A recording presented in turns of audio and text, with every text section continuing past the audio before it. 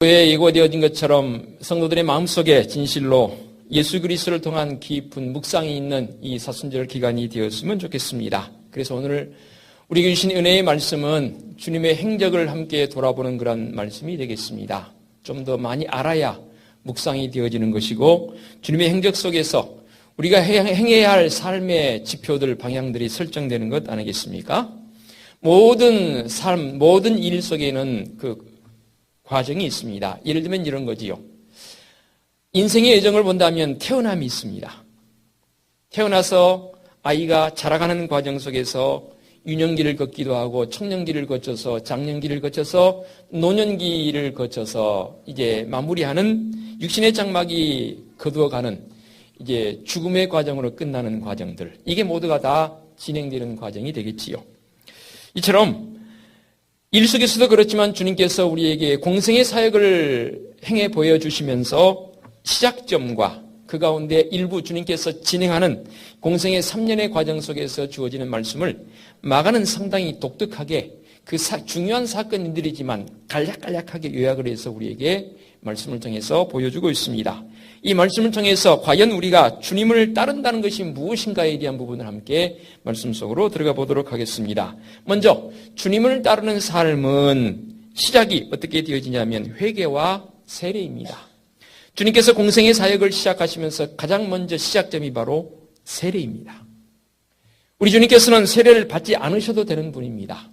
왜냐하면 세례는 죄 씻음의 표시입니다. 죄가 없으신 분인데 세례 받을 이유도 없으신 거지요.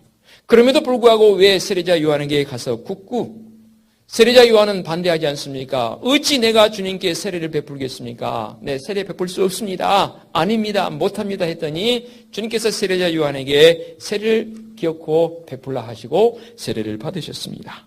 왜 주님께서 이렇게 죄도 없으신 분이 세례는 회개와 함께 동반되어져서 우리가 받는 하나의 의식 가운데 하나인데 주님께서 이렇게 행해 보이셨을까? 그래서 여러 가지가 있지만 이렇게 한번 말씀을 드립니다.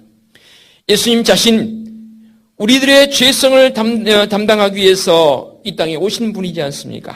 그렇다면 성육신 자체가 바로 우리와 함께 동일시 되어주신 주님의 모습입니다.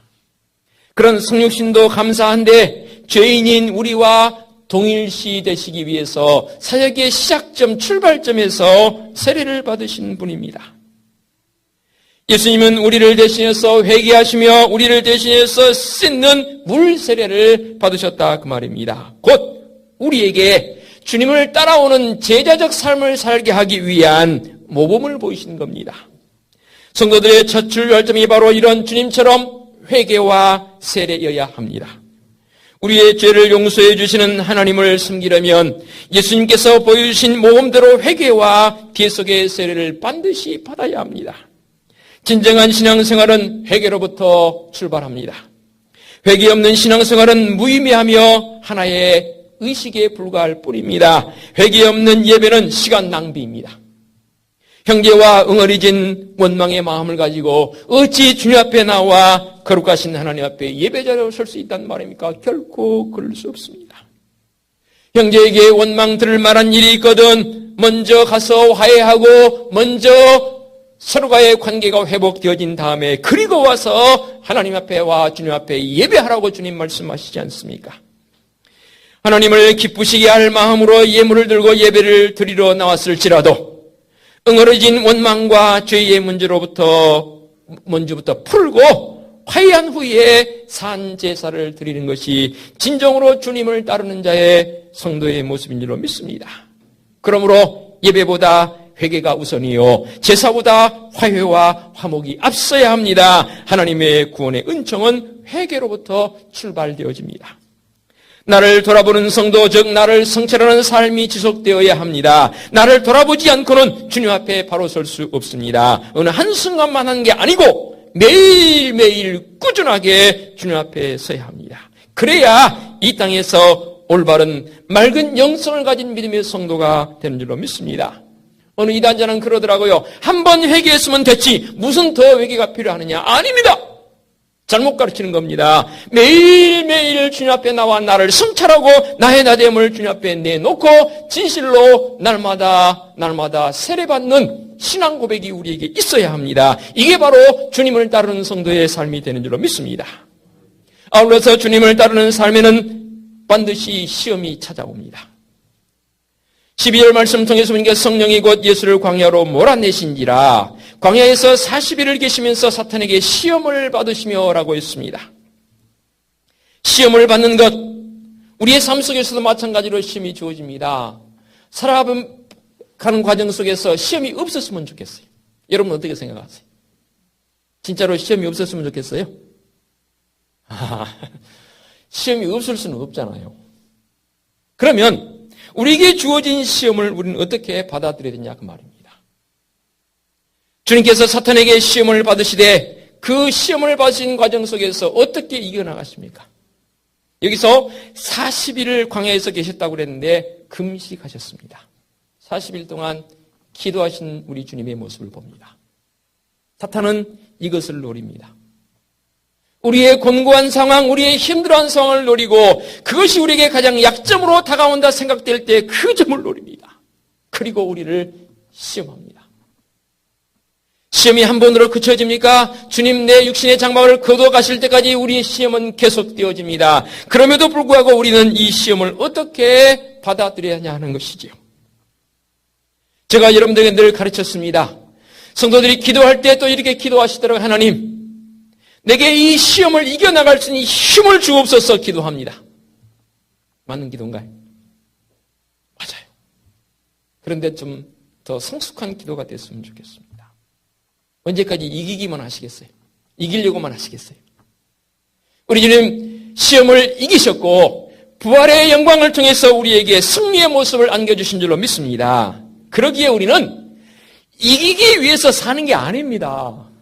이미 승리한 자의 모습을 가지고 살아가는 줄로 믿습니다. 이게 성도의 모습입니다. 근데 이것을 사람들이 놓쳐요.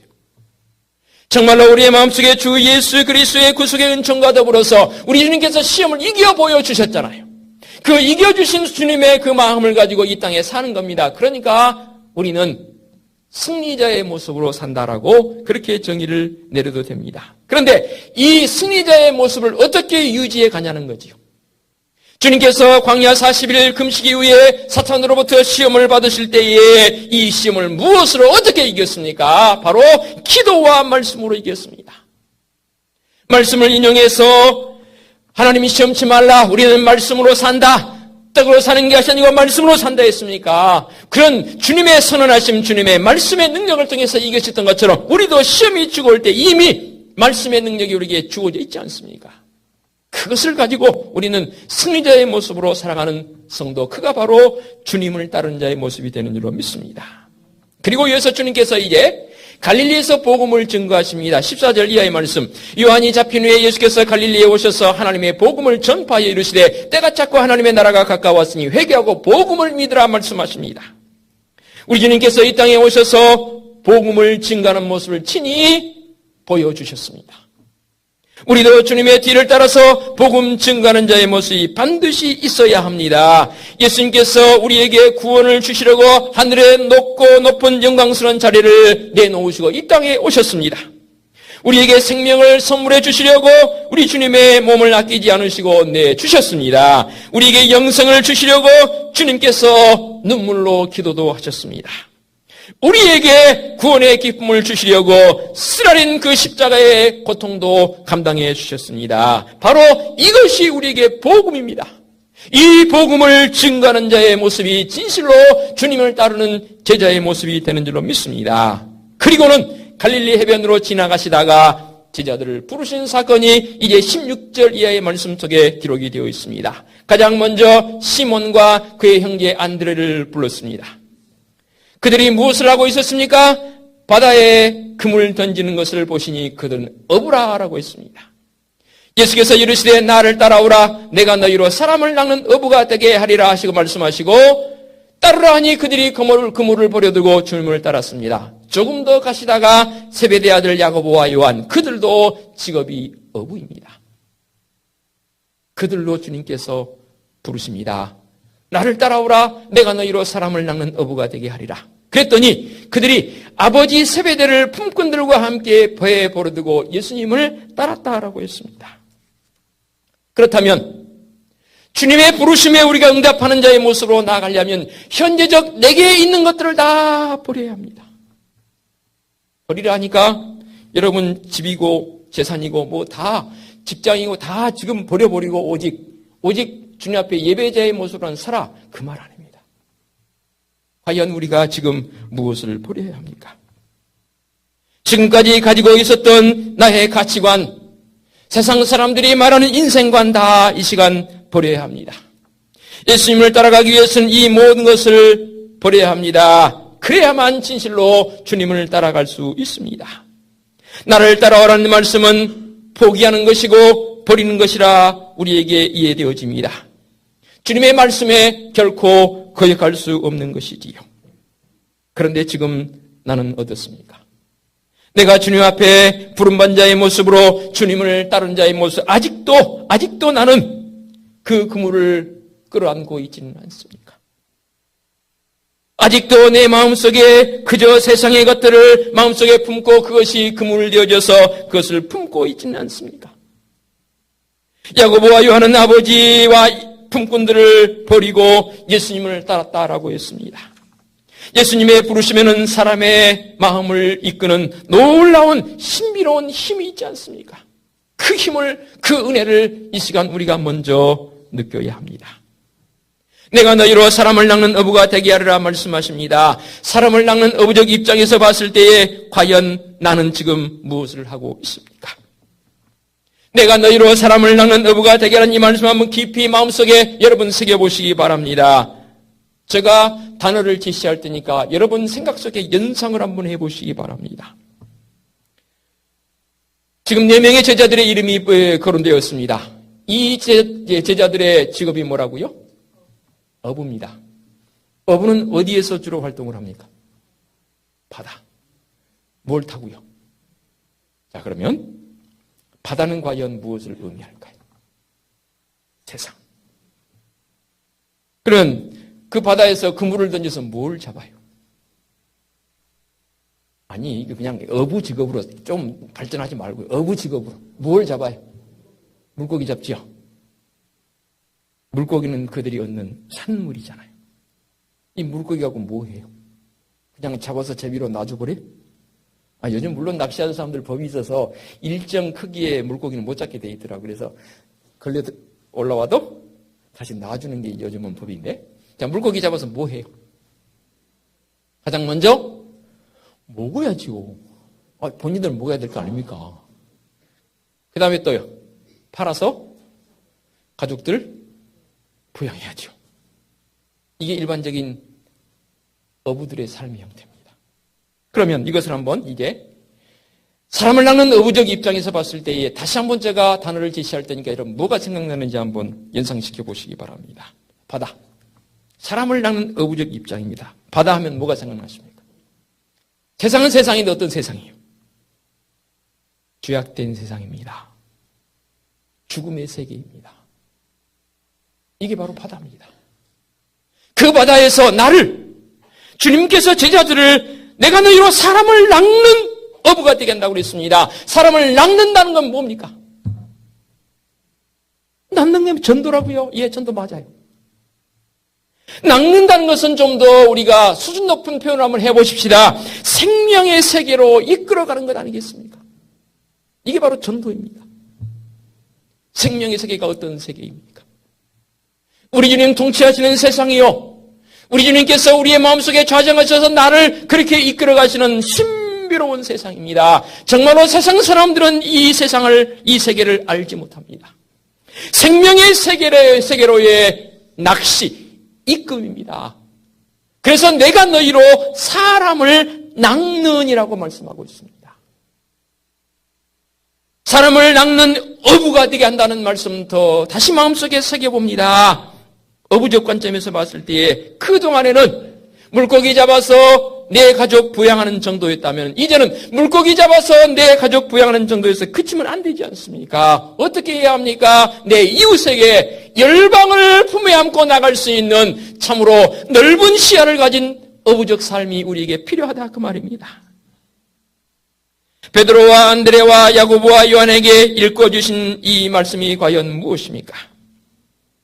바로 누구나 하나님으로부터 보내심을 받은 생명들이며 동시에 명령받은 삶을 여러분 절대 잊으시면 안 됩니다.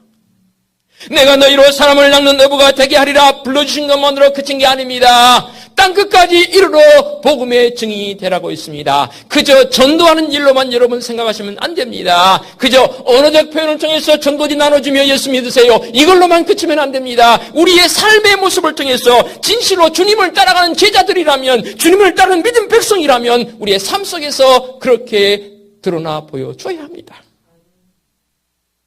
아직도 내 마음속에 무엇을 그렇게 붙잡고 있습니까? 우리 주님께서 예레미야 선지자를 부르실 때 이렇게 말씀하십니다.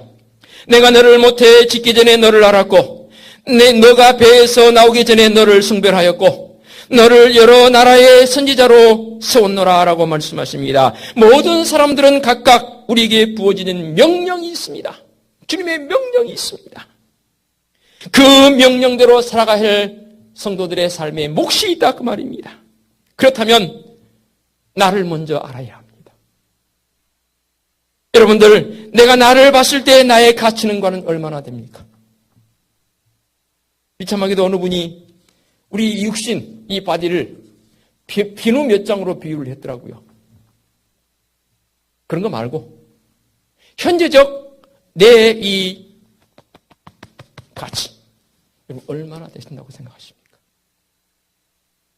돈으로 계산해 볼까요? 아니면 뭔 가치를 비교해서 계산해 볼까요? 여러분 보시기에 나의 가치는 과연 얼마나 된다고 생각하십니까? 각기 다르겠지요? 자, 그렇다면 다시 한번 묻겠습니다.